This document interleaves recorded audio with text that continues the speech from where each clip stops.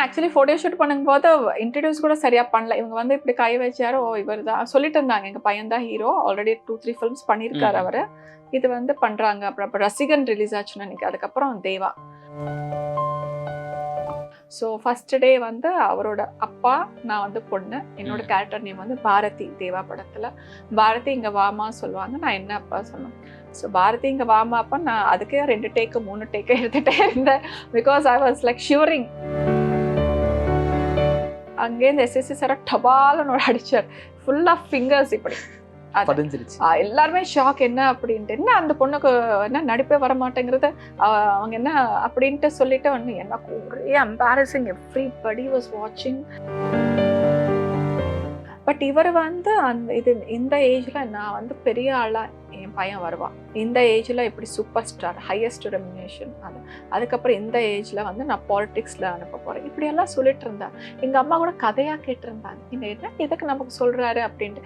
என்கிட்ட வந்து கூட சொல்லலை. Because I was like small டீனேஜ்ல இருக்கும்போது அவங்க. அதுக்கப்புறம் ஒரு 2-3 இயர்ஸ் அவரோட க்ரோத் பார்க்கச்சேதான் அன்னைக்கு வந்து எஸ்எஸ்சி சார் சொன்னாருடே இந்த மாதிரி எல்லாம். இப்போ பாரு கொஞ்சம் கொஞ்சமா நாங்க பார்த்துட்டு இருக்கோம் இல்லையா.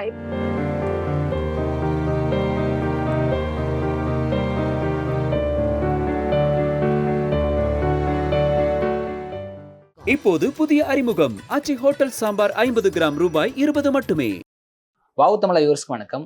இந்த இன்ட்ராக்ஷன் யார் கூட இருக்க போகுது அப்படின்னா, இந்த எவர் கிரீன் ஆக்டர்ஸ் அப்படின்னு சொல்லுவாங்க. ஆனா இவங்களுக்கு இந்த எவர் யங் ஆக்டர்ஸ் அப்படின்னு சொல்லலாம். ஸோ ஆக்டர் சுவாதி நம்ம கூட இணைஞ்சிருக்காங்க. ஸோ அவங்களோட தான் இந்த இன்ட்ராக்ஷன் இருக்க போகுது. வணக்கம். வணக்கம், எப்படி இருக்கீங்க ராம்? நல்லா இருக்கேன், நீங்க எப்படி இருக்கீங்க? சூப்பர். ஓகே. ஸோ 2009க்கு அப்புறம் ஸோ அகெயின் நீங்க மறுபடியும் இண்டஸ்ட்ரிக்கு வரீங்க. ஸோ எப்படி இருக்கு இந்த ஃபீல்டு? ரொம்ப சந்தோஷமா இருக்கு. So I took a long gap and இப்போ வந்து பாரிஜாத்தம் மெகா சீரியல் ஜீ தமிழ்ல டெலிகாஸ்ட் ஸ்டார்ட் ஆயிடுச்சு. ஸோ அதில் நான் பண்ணிட்டு இருக்கேன். ஸ்ருதி ப்ரொடக்ஷன்ஸ், நாராயண் சார் ப்ரொடியூசர். அதுக்கு இந்த கேப் எதனால மேம்? மேரேஜ் ஆயிடுச்சு, அதுக்கப்புறம் I want to enjoy my family life. இப்போ வந்து ரெஸ்பான்சிபிலிட்டிஸ் எல்லாம் செட்டில் ஆயிடுச்சு. ஸோ இது கூட ஏதாச்சும் நான் அக்செப்ட் பண்ணேன். நிறைய ஆஃபர்ஸ் வந்திருந்தது, but I was not willing to act. Because ஹைதராபாத்ல I was doing some jewellery shows, அதே கான்க்ளேவ்ஸ் ஆங்கரிங் பண்றது, அதுக்கப்புறம் டெக்ஸ்ட் சாரீஸ் அதெல்லாம் விளம்பரம் பண்றதெல்லாம் ஐ வாஸ் ஹாப்பி. வீக்கெண்ட்ஸ்னா பண்ணேன். அந்த மாதிரி போயிட்டு இருந்தது ஜாலியா. ஸோ இது வந்து இந்த மாதிரி ஆஃபர் வந்து ஃபர்ஸ்ட் நான் வேண்டாம் தான் சொல்லிட்டேன். அதுக்கப்புறம் ஷூட்டிங் வந்து ஹைதராபாத்ல தான் இருக்கும் மாதிரி சொன்னாங்க, அதனால அக்செப்ட் பண்ணிட்டேன். பட் சில காரணங்களால திருப்பி சென்னைக்கு ஷிஃப்டிங் ஆயிடுச்சு. பட் நான் அக்செப்ட் பண்ணதுனால தொடர்ந்து கண்டினியூ பண்ணிட்டேன். ஃபீல்ட்ல இருந்து பிரேக் எடுத்தாலும் கேமராக்கு உங்களுக்கும் பிரேக் இல்ல because I love camera and camera loves me. Okay. So first movie Deva. So அப்போ வந்து நீங்க ஒரு 10th தான் படிச்சுக்கிட்டு சொல்லியிருந்தீங்க. ஸோ அப்போ 10th படிக்கிறப்ப நம்ம சினிமாவில் நடிக்க போறோம்னு சொல்லும்போது உங்களுக்கு எப்படி இருந்துச்சுன்னா? பிகாஸ் 8th லைன்லேருந்து எனக்கு ஃபேஷன் ரொம்ப பிடிக்கும். ஸோ சின்ன வயசுலேருந்து அம்மா சொல்லிட்டு இருப்பாங்க, மேட்சிங் போடுறது, கலர் ட்ரெஸ். இப்போ எல்லோ கலர் ஃப்ராக் எடுத்தாங்கன்னா yellow colour clips, yellow colour earrings, yellow colour hair band அப்படின்ட்டு. ஸோ ஒரு கடையில் வந்து நாங்கள் ரெகுலராக போகிற கடையில் வந்து அவர் ஷாப் கீப்பர், அவர் வெண்டர் அங்கிள் வந்து சொல்லுவோம் நாங்கள். பட் அவர் வந்து மேட்சிங் பாப்பான்னு எனக்கு பேர் வச்சுட்டாங்க. பிகாஸ் அந்த எல்லோ ஷேடு கூட இந்த பெயிண்ட் ஆட்ல காமிப்பாங்கல்ல, அந்த ஷேடு கரெக்டாக அப்படிதான் இருக்கணும், இல்லை போனால் என்ன. ஸோ அம்மா வந்து ட்ரெஸ் வாங்கினா மட்டும் பார்த்தாது, அதுக்கு மேட்சிங் பேங்கிள்ஸ், இயரிங்ஸ் எல்லாமே அப்படி போடுறது நல்லா. பிகாஸ் அம்மா கூட எங்கள் பாட்டி அம்மா ஒரு சூப்பராக ரெடி பண்ணுவாங்களே, ஏதாவது ஃபெஸ்டிவல்ஸ் வந்தால் ஹாஃப் சாரி எல்லாம் போட்டுட்டு பூ வச்சுட்டு. அம்மாவுக்கு வேற லாங் ஹேர் இருந்தது. ஸோ எனக்கு லாங் ஹேர் இருந்தது, எனக்கு பிடிக்கும் ரொம்ப லாங் ஹேராக இருக்கணும். ஸோ இண்டஸ்ட்ரிக்கு வர வரைக்கும் சூப்பராக லாங் ஹேர் இருந்தது, அதுக்கப்புறம் கட் பண்ணியாச்சு. So then I love dressing அப், எந்த அக்கேஷனுக்கு எப்படி போகணுமோ. இப்போ கூட நான் இருக்கிற கம்யூனிட்டியில எல்லாமே வந்து we have temple, we have show, events எல்லாம் நடந்துட்டு இருக்கும். அதெல்லாம் நான் தான் முன்னேற்ற ஹெட், கல்ச்சுரல் டீமுக்கு நான் தான் ஹெட். ஸோ அங்கே ஜாயின்ட் செக்ரட்டரி, டிஃப்ரெண்ட் பீப்புள் இருப்பாங்க. It's cosmopolitan. Like you have Malayalis, you have Gujaratis, Telugu, Tamilians எல்லாரும் இருப்பாங்க. பட் எல்லா ஃபெஸ்டிவலும் நாங்கள் சூப்பராக கொண்டாடுவோம் ஃபர்ஸ்ட்லேருந்து. அதே மாதிரி இண்டிபெண்டன்ஸ் டே இருக்கட்டும், ரிப்பப்ளிக் டே இருக்கட்டும். ஸோ எல்லா மொழிகளும் ஹிந்துஸ்தானி மாதிரி ஒன்னா சேர்க்கறது, நம்மளோட கல்ச்சர், அவங்க காக்ராஸ், தசரான நவராத்திரிஸ்ல எல்லாமே நான் கூட. ஸோ ஃபன்ஸ் வீட்டு வெளியில வந்துட்டாங்கன்னா நீங்க யாரும் இல்லை, வி ஆர் ஹியூமன் பீங்ஸ், அவ்வளோதான். ஸோ அந்த மாதிரி எல்லாமே சோஷியலைஸ் பண்ணிட்டு இருக்கிறது எனக்கு பிடிக்கும். ஸோ சின்ன வயசுல கூட நான் எப்பவுமே நல்லா ட்ரெஸ் பண்ணுவேன், அம்மா கூட நான் நல்லா ட்ரெஸ் பண்ணி விடுவேன். ஸோ அந்த மாதிரி எனக்கு மாடலிங் வாய்ப்புகள் வந்தது ஹைதராபாத்ல. Not as a ramp model, but சில சாரீஸ்க்கு, ஜுவல்லரி, ஆட்ஸ்க்கெல்லாம் பண்ணிட்டு இருந்தேன். அந்த ஒரு பிக்சர் பார்த்து தான் எனக்கு இந்த தேவா படம் ஆஃபர் வந்தது. அப்புறம் Okay. ஸ்க்ரீன் டெஸ்ட் எடுத்தாங்க, செலக்ட் ஆயிட்டேன். அப்படி அப்படி இந்த start படம் ஆயிடுச்சு. பண்ணிட்டு போயிட்டு படிச்சிடலாம், இந்த படம் பண்ணிட்டு அப்படியே தொடர்ந்து பண்ணிட்டே வந்தேன். Okay. அந்த மாதிரி ஜேர்னி. ஸோ ஃபர்ஸ்ட் படம் முதல் நாள் முதல் ஷாட் ஞாபகம் இருக்காங்க? யா கண்டிப்பா எப்படி மறக்க முடியும். ஸோ ஃபர்ஸ்ட் டே ஃபர்ஸ்ட் வந்து ஃபோட்டோ ஷூட் எடுத்தாங்க எஸ்எஸ்சி சார் வீட்டில். Okay. அதுக்கப்புறம் ஃபோட்டோ ஷூட் எல்லாம் பண்ணதுக்கப்புறம் சொன்னாங்க வெயிட் பண்ணுங்க ஒரு நாள் நாங்கள் செக் பண்ணிட்டு சொல்கிறோன்ட்டு. இன்னும் எக்ஸாம் ரிசல்ட் மாதிரி அப்படின்னு நினச்சேன். பட் நான் வந்து கேஷுவலாக வந்தேன், அவர்கிட்ட இல்லை போனேன், இல்லை நம்ம போகிறோம் அப்படின்ட்டா. அப்போல்லாம் என்ன இதெல்லாம் சினிமா எதுவுமே தெரியாது. ஜாலியாக வந்தேன். ஒரு ட்ரிப் ஆயிடுச்சு, சென்னை ட்ரிப். எப்படியும் அங்கே ரிலேட்டிவ்ஸ் இருக்காங்க, அப்படிதான் வந்திருக்கேன். வெக்கேஷன், சம்மர் வெக்கேஷனால. ஸோ எதிர்பார்ப்பில்லை. பட் அங்கே போனதுக்கப்புறம் ஒரு எனக்கு தெரியாமலே ஒரு உள்ளக்குள்ள ஒரு இது, இவ்வளோ கஷ்டப்பட்டு இவ்வளோ நம்ம வந்திருக்கோம் அண்ட் இவ்வளோ பேர் ஃபோட்டோ ஷூட் எடுத்து மேக்கப் போட்டு ஹேர் ஸ்டைல் பண்ணிட்டு காஸ்டியூம் எல்லாம் போட்டாங்களே, நான் வந்து செலக்ட் ஆகலைன்னா என்ன அப்படின்ட்டு ஒரு எனக்கு தெரியாமலே ஒரு உள்ளுக்குள்ள ஒரு டென்ஷன் இருந்தது அந்த ஏஜ்ல. ஸோ எங்கள் அம்மா கூட சொன்னாங்க. அதுக்கப்புறம் பார்த்தா நீங்கள் செலக்ட் ஆகிட்டீங்க அப்படின்ட்டு எஸ்எஸ் சார் அம்மா கிட்ட சொன்னாங்க. உடனே அப்பாவுக்கு ஃபோன் பண்ணி அப்படியா செலக்ட் ஆகிட்டாள் அப்படின்னு சொன்னாங்க. ஸோ அந்த மாதிரி தொடர்ந்து இது மாதிரி 45 days அப்போ தான் நான் வந்து இன்டர் ஃபர்ஸ்ட் இயர் 11. ஸோ நல்ல ஒரு அட்மிஷன் வந்தது. அந்த அங்கே தான் படிக்கணும்ன்ட்டு எனக்கு இருந்தது ஆசை. பட் அந்த ஆசை நிறைவேறல. Chennai shift, Kulasekaram water falls, Kanyakumari ஓடிட்டேன் shooting. First day first shot it was in AVM studio. Okay. Sivakumar sir uncle அவங்களோட காம்பினேஷன். யா சீனியர் ஆர்டிஸ்ட் எல்லாருமே ரொம்ப இது பண்ண, அவங்க பெரிய ஆர்டிஸ்ட் அப்படின்ட்டு. அம்மா கூட தெரியும், அவங்களோட தமிழ் படங்கள் எல்லாமே பார்த்துருக்காங்க. அம்மாவுக்கு நல்லா தமிழ் தெரியும் அந்த டைம்ல. அப்பா எனக்கு கொஞ்சம் கொஞ்சம் தான் புரியும். ஸோ ஃபர்ஸ்ட் டே வந்து அவரோட அப்பா, நான் வந்து பொண்ணு. என்னோட கேரக்டர் நேம் வந்து பாரதி. தேவா படத்துல பாரதி இங்க வாமா சொல்லுவாங்க, நான் என்ன அப்பா சொல்லணும். ஸோ பாரதி இங்க வாமா அப்பா, நான் அதுக்கே 2 டேக்கு 3 டேக்கு எடுத்துட்டே இருந்தேன். Because I was like shivering.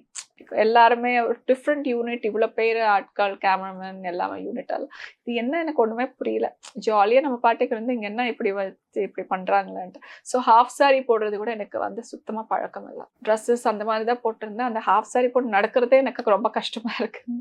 So அந்த மாதிரி வச்சு பண்ணி வச்சுருந்து என்னம்மான்னு சொன்னால் உங்க கொலுசு காட்டுன்னு சொல்லுவாரு. நான் வந்து கொலுசு காட்டணும். பட் அதுக்கே வந்து நான் சரியா 2-3 டேக் ஆடுது. எனக்கு என்ன அப்பான்னு அவர் என்ன நான் அப்பான்னு சொல்றது, நம்ம அப்பா தான் ஹைதராபாத்ல இருக்கிறாரு அந்த மாதிரி. அவர் சொன்னார், கூப்பிட்டு வச்சு ஒரு எனக்கு வந்து புரிய வச்சார். இது வந்து ஷூட்டிங்மா, நான் வந்து ரியல் லைஃப் எல்லாம் ரீல் லைஃப் உங்க அப்பாவோட எப்படி பேசுறீங்களோ அதே மாதிரி நீ பேசணும் அப்படிலாம் எனக்கு புரிய வச்சார். அதுக்கப்புறம் நான் கொஞ்சம் செட் ஆயிட்டு ஓகே பண்ணிட்டேன். டேக் 10th படிச்சுட்டு இருக்கப்ப ஷூட்டிங் நடக்குது. ஸோ படிப்பையும் பார்த்துக்கணும், வேலையும் பார்த்துக்கணும். படிப்பு பாடல டிஸ்கண்டினியூ பண்ணிட்டு 10th முடிஞ்சாச்சு. அதான் இன்டர்வியூ. அதுக்கப்புறம் போகவே இல்லையா? அப்புறம் அப்பா சொன்னாரு, எப்படி இருந்தாலும் கிராஜுவேஷனுக்கு அப்புறம் பிரைவேட்டா தான் I done my subjects for sociology, political science and public administration எடுத்துட்டு ஐ கம்ப்ளீட்டட் கிராஜுவேஷன். எம்பிஏ கூட நான் எக்ஸாம் எழுத, அதுக்குள்ள கல்யாணம் பண்ணிட்டேன். ஸோ எம்பிஏ ஒன்றும் இருக்கு. ஓகே, எல்லாமே கரஸ்ல தான் போட்டுருக்கீங்க. எஸ் எல்லாமே. ஓகே. அந்த படத்துல வந்து உங்களுக்கு மறக்க முடியாத ஒரு நினைவுகள் தேவால?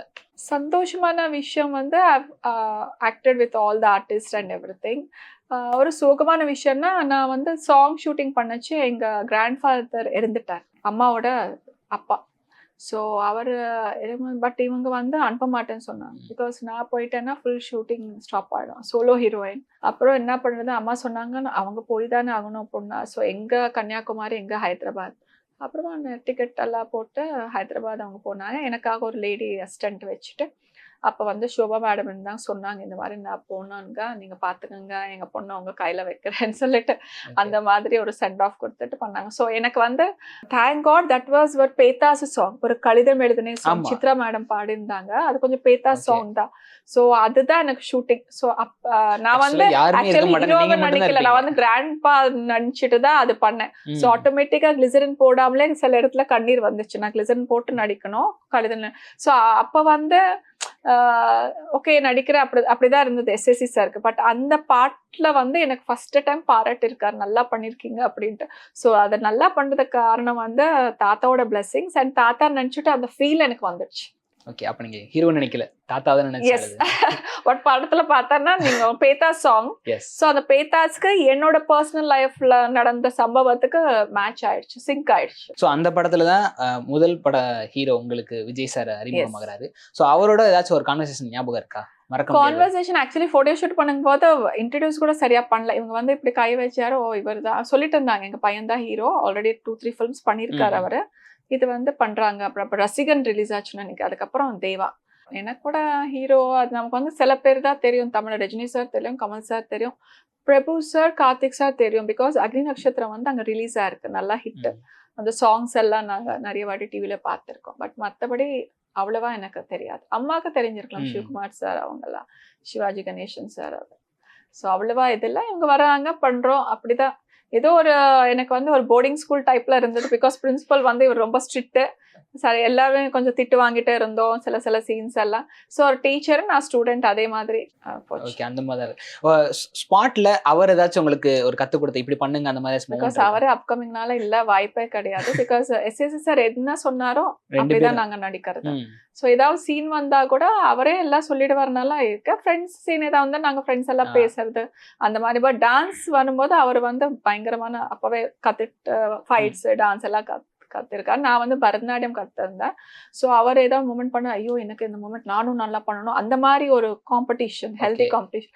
அவர் எவ்வளவு மூமெண்ட் பண்ணாரு, நம்மளும் பண்ண, அப்பதான் நம்ம ஸ்கிரீன் மேல அவர் ஈக்குவலா பண்ண முடியும்ட்டு அந்த மாதிரி இருந்தது.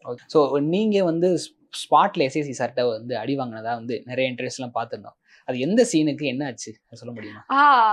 சிவகுமார் சார் சேம் அவுட்டோர்ல வந்து கன்னியாகுமரியில எனக்கு திட்டிட்டு அடிச்சுடுவாரு. அப்ப வந்து அடிச்சாரு, அது சும்மா ஆக்டிங் தானே, எனக்கு அவ்வளவு தெரியாது. அடிச்சா இப்படி வந்தா கண்ணுல எனக்கு வரவே இல்லை. ரீசன் போட்டாலும் எனக்கு வந்து அந்த நேச்சுரலா வரல. அங்கேருந்து எஸ்எஸ்சி சார டபால்னு அடிச்சார், ஃபுல் ஆஃப் ஃபிங்கர்ஸ் இப்படி. எல்லாருமே ஷாக், என்ன அப்படின்ட்டு, என்ன அந்த பொண்ணுக்கு என்ன நடிப்பே வர மாட்டேங்கிறது, அவங்க என்ன அப்படின்ட்டு சொல்லிட்டு வந்து எனக்கு ஒரே எம்பாரசிங். எவ்ரிபடி வாஸ் வாட்சிங். அண்ட் இவர் வந்து அடிச்சுட்டாரு, அப்படியே டிங்க கிளிசரன் தேவையில்ல, வந்துடுச்சு ஷார்ட். ஓகே, இப்ப பாத்தியா எப்படி வந்திருக்கோம் அப்படின்னு சொல்றாரு. நான் அதுக்கப்புறம் போய் ஓரமா உட்காந்து யாரோட பேசல, எனக்கு ஒரு மாதிரி ரொம்ப சங்கடமாச்சு. எல்லாரும் முன்னாடி நம்ம அடிச்சிட்டாரு. அப்புறம் யோசிச்சுட்டு நெக்ஸ்ட் டே வந்து யாரோடமே பேசல. அவரோட கூட குட் மார்னிங் சார் சொல்லிட்டு அப்புறம் உட்காந்து, இது வந்து சுப மேடம் ஆண்டி பார்த்தாங்க. ஆண்டி பார்த்துட்டு என்னம்மா இவங்க போய் சொல்லியிருக்காங்க நினைக்கிறத, நேற்றுக்கு அந்த பொண்ணு அடிச்சிருக்காங்க, பாவம் புது பொண்ணுங்க, நீங்க அடிச்சிட்டீங்க, அவங்க ரொம்ப அப்செட்டா இருக்கு. அப்படியே அடிபட்டுச்சான்னு, ஆமா சார் பாருங்க அப்படின்னு சொன்ன. இல்லம்மா அது சீனுக்காக அப்படி பண்ணேன், அப்படியெல்லாம் இருக்காது. சரி, நான் கூட என்னன்னு யோசிச்சேன், இப்போ நம்ம ஸ்கூல்ல வந்து ஹோம்ஒர்க் சரியா செய்யலன்னு அடிப்பாங்க இல்லையா டீச்சர். ஸோ இவர் வந்து டீச்சர், நம்ம வந்து ஸ்டூடெண்ட். ஸோ சீன் நல்லா வந்துக்கா இது பண்ணியிருக்காரு. அப்படி நானே கொஸ்டின், நானே ஆன்சர் பதில் சொல்லிட்டு அதுக்கப்புறம் நோ அடி. அதாவது அதுக்கப்புறம் தான் இந்த பேத்தா சாங் அவர்கிட்ட யாரு வந்து அப்படி சொன்னாரு, அவர்கிட்ட இருந்தே நான் கிரெடிட் வாங்கிட்டேன். So I was super happy. So சமீபத்தில் அவரோட படங்கள்லாம் பார்த்திருக்கீங்களா? பார்த்திருக்கேன். அவரோட ஆக்டிங் growth எப்படி இருக்கு? ஐயோ, அவர் நான் என்ன சொல்றேன், தமிழ்நாடு மக்களே சொல்லுவாங்க. ஸோ அதுக்கப்புறம் நிறைய படங்கள் அவர் பண்ணியிருக்காருல்ல. ஸோ லேட்டஸ்டா நான் வந்து லியோ பார்த்தேன், அப்புறம் மாஸ்டர் பார்த்தேன், என் பையனும் பார்த்திருக்கேன். ஸோ தெரியாமலே அவரு கூட ரொம்ப பிடிக்கும். ஸோ டான்ஸ் ஃபைட்டுன்னா ஓடிடியில் வந்தா வந்து உடனே நாங்க பார்த்துடுவோம். ஐ திங்க் லியோ படம் நாங்க போய் தியேட்டர்ல பார்த்தோம், நானும் என் பையன் ரொம்ப என்ஜாய் பண்ணோம். அந்த தியேட்டர்ல அவரோட போட்டோ இருந்தாங்க, பையன் கூட எடுத்துட்டு 2 பேரும், அம்மா பாருமா போஸ்ட் பண்றேன்னு, இதே மாதிரி போஸ்ட் பண்ண. ஸோ நீ எப்படி வந்திருக்கோம் நான் ஒன்னும் சொல்லி கொடுக்கல, பட் ஆட்டோமேட்டிக்கா வந்திருக்கேன். எஸ்எஸ்சி சார் வந்து சொல்லியிருக்காரா மேம்? ஏன்னா ஒரு இன்டர்வியூல சொல்லியிருந்தீங்க வந்து பையனை வந்து இந்த அளவுக்கு கொண்டு வரணும் இருக்கும். பிகாஸ் எல்லாம் இப்ப வந்து நம்ம பேரண்ட்ஸ் யாருக்கு, என் பொண்ணு வந்து டாக்டர் ஆக்கணும், என் பொண்ணு இன்ஜினியர் ஆக்கணும் அப்படின்னு அவங்களுக்கு இருக்கு. பட் அந்த பொண்ணு பையன் என்ன ஆகலாம் அது அதுக்கப்புறம். பட் இவர் வந்து இந்த ஏஜ்ல நான் வந்து பெரிய ஆளா என் பையன் வருவா, இந்த ஏஜ்ல இப்படி சூப்பர் ஸ்டார், ஹையஸ்ட் ரெம்யூனேஷன், அதுக்கப்புறம் இந்த ஏஜ்ல வந்து நான் பாலிடிக்ஸ்ல அனுப்ப போறேன், இப்படி எல்லாம் சொல்லிட்டு இருந்தேன். எங்க அம்மா கூட கதையா கேட்டிருந்தாங்க, இந்த என்ன எதுக்கு நமக்கு சொல்றாரு அப்படின்ட்டு. என்கிட்ட வந்து கூட சொல்லல. Because I was like small டீனேஜ்ல இருக்கும்போது அவங்க அதுக்கப்புறம் ஒரு 2-3 இயர்ஸ் அவரோட growth பார்க்கச்சேதான் அன்னைக்கு வந்து எஸ்எஸ்சி சார் சொன்னாருடி இந்த மாதிரி எல்லாம். இப்ப பாரு கொஞ்சம் கொஞ்சமா நாங்க பார்த்துட்டு இருக்கோம் இல்லையா. இப்ப வந்து எனக்கு அவ்வளவா தமிழ் இண்டஸ்ட்ரி டச் இல்ல, but some news are coming about this. அவர் நினைச்ச மாதிரியே இவர் வந்துட்டாரு. ஸோ தட்ஸ் ரியலி அப்பவே அவரு நினைச்சிருக்காரு இந்த மாதிரி ஆகணும்ட்டு ஆகிட்டாரு. ஸோ இவங்களுக்கு வந்து ரேஸ்ல ரொம்ப பிடிக்கும். ஸோ ஃபிலிம்ஸ் அண்ட் ரேஸ் பண்றாங்க. இவங்க வந்து ஃபிலிம்ஸ் எல்லாம் இப்போ வந்து பாலிடிக்ஸ்ல பண்றாங்க. ஸோ அந்த டைம்ல ஒரு நியூ ஃபேஸ் வந்து சினிமால ஒரு நியூ ஃபேஸ் ஆக்ட்ரஸா வந்து உள்ள என்ட்ரி ஆகுறாங்கன்னா அவங்களுக்கு என்னென்ன சவால்கள் இருந்துச்சு? அப்ப இப்போ நிறைய because of social media it is very easy. Just ஒரு ஹோம் மேக்கராக இருந்துட்டோம், ஒரு ஸ்கூலில் பொண்ணாக இருக்கட்டும், காலேஜில் என்ன வேணாலும் பண்ணலாம். பட் அந்த டைமில் வந்து இந்த மாதிரி சோஷியல் மீடியாவில் நம்ம இன்டர்வியூஸ் கொடுக்கணும், இல்லை போனால் பிஆர்ஓ வச்சுட்டு நம்ம அந்த மேக்சின்ஸில் இன்டர்வியூ கொடுத்தா தான் மக்களுக்கு தெரியும் பார்த்துட்டு இருந்தாங்க. இப்போ வந்து ரொம்ப ஈஸியாக போச்சு. ஸோ அந்த இன்ஃப்ளூயன்சர்ஸ் வந்து பார்த்துட்டு படங்களில் கூட நிறைய வாய்ப்பு வந்திருக்கு இல்லையா, சீரியல்ஸில் இருக்கட்டும், படங்கள் இருக்கட்டும், இல்லை போனால் ஆட்ஸில் இருக்கட்டும். So now it's very easy to get in to the film industry. But you have to அங்கே வந்து சக்ஸஸ் இருக்கணும். சக்ஸஸ் இல்லாம யாருமே எவ்வளவுதான் நம்ம முயற்சி பண்ணாலும் படம் ஹிட் ஆனாதான் இல்லப்ப நான் யாரு கூட திருப்பி பார்க்க மாட்டாங்க. So that's proven. அது ஃபர்ஸ்ட் எவ்வளவு பெரிய ஸ்டாரா இருந்துட்டா எல்லா ஸ்டாரோட படங்கள் வந்து ஹிட் ஆகாது. So it's all like team work, direction. So அது that's very important. Direction and story is very important. அந்த படத்துல டைரக்ஷன் ஸ்டோரி நல்லா இருந்துச்சுன்னா புது ஆர்டிஸ்ட் புதுமுகம் பண்ணாலும் ஹிட் ஆகும். ஸோ நான் வந்து புதுமுகம் தானே அந்த டைம்ல. So it's a hit. So நிறைய இன்டர்வியூஸில் வந்து பழைய ஆக்டர்ஸ் வந்து நிறையா சொல்லியிருப்பாங்க, நாங்களாம் வந்து ட்ரெஸ் சேஞ்ச் பண்ண கூட எங்களுக்கு கேரவன் இருக்காது, நாங்களாம் ஒரு ரூமில் தான் போய் பண்ணுவோம் அப்படின்ற அந்த மாதிரிலாம் சொல்லியிருந்தாங்க. ஸோ உங்களுக்கு அந்த மாதிரிலாம் ப்ராப்ளம் இருந்துச்சா?